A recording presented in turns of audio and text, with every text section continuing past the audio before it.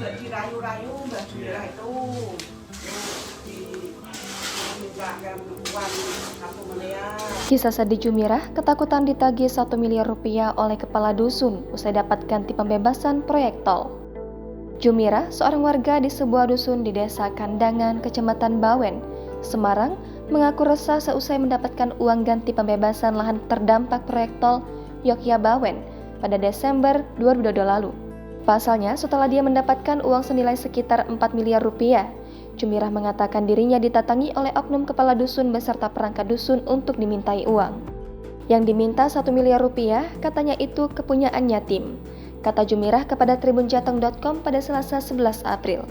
Selain oknum perangkat dusun, Jumirah mengatakan bahwa dirinya juga didatangi oleh beberapa orang yang mengaku dari tim pembebasan lahan tol Jogja-Bawen. Berdasarkan informasi yang dihimpun, alasan oknum itu meminta uang tersebut karena pihak tim pembebasan lahan tol kelebihan bayar kepada Jumirah. Istilahnya uang 1 M itu buat apa tuh alasannya? Alasannya Iya.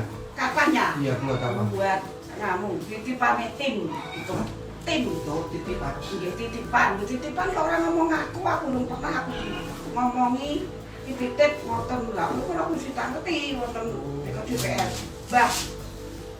Mbak wis tahu ana wong ngomong jadi kowe dititipi duit tim sanakan dereng pernah.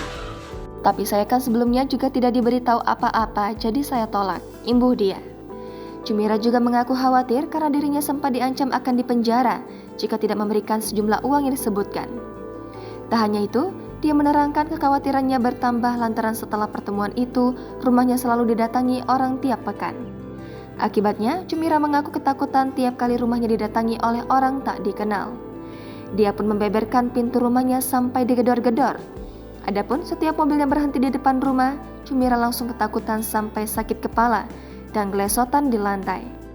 Mendapati hal tersebut, Jumirah pun sampai mengungsi selama 3 bulan di rumah saudaranya.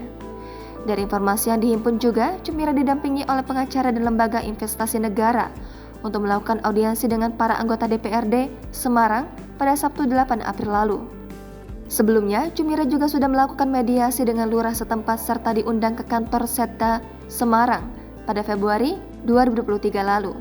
Dikutip dari Kompas.com, wanita berusia 63 tahun itu mengatakan uang tol yang diterimanya tidak semua untuk dirinya. Sebagian telah dibagikan kepada saudara dan anak-anaknya. Jumirah mendapatkan uang tersebut setelah lahan miliknya yang terkena pembangunan jalan tol sekitar 3.500 meter persegi. Setelah melalui verifikasi, Jumirah menerima uang 4 miliar rupiah pada Desember 2022 lalu.